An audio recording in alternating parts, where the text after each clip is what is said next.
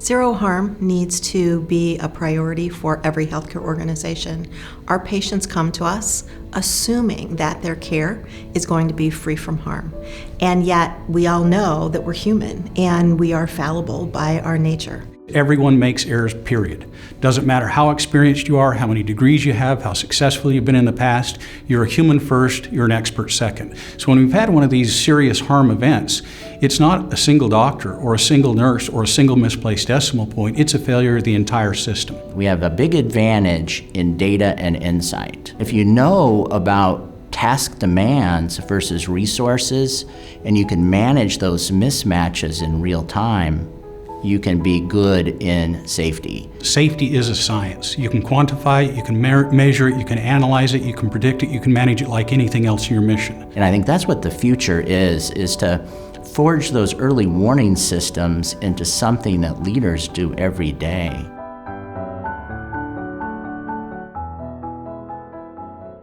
When we started our safety journey, we certainly talked about the incidents which happened at other organizations. We talked about the incidents that happened in our organization. It really started in 2008. We had an infant death related to a healthcare-acquired infection that we felt like was a preventable situation with that child. When an event such as that happens, I believe you need to use it as a catalyst for organizational change. We took an entire year, worked with our leaders to create a roadmap on how we were going to eliminate serious harm from our organization. But we really had to work hard at getting medical staff leadership buy-in along with senior leaders. And that's been part of really helping drive safety, which in fact has a halo effect on our quality metrics. We should combine all those together in one unified culture that's based on safety, quality, and service using that high reliability platform. Culture is not what you say, it's not what you believe, it's how you act. And more importantly, it's how you act when nobody else is looking.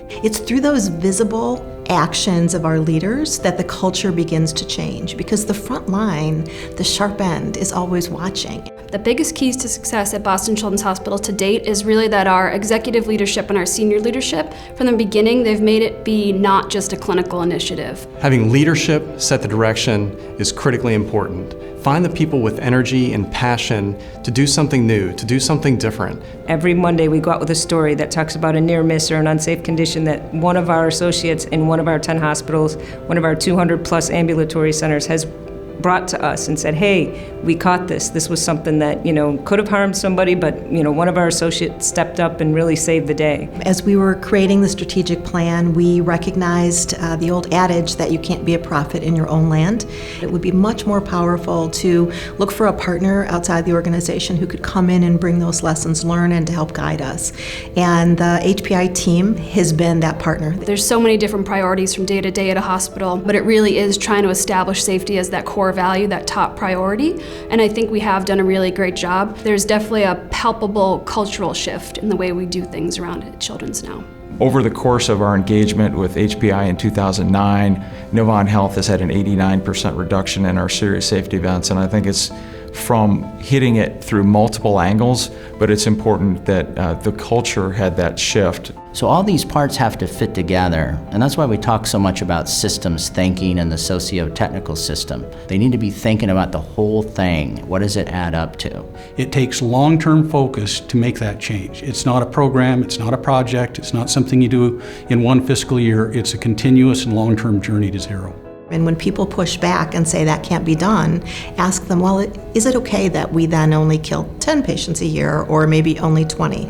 None of us would go there. But when you put out there zero events of serious harm, that engages your clinicians, that engages your physicians, your residents, your students around the journey.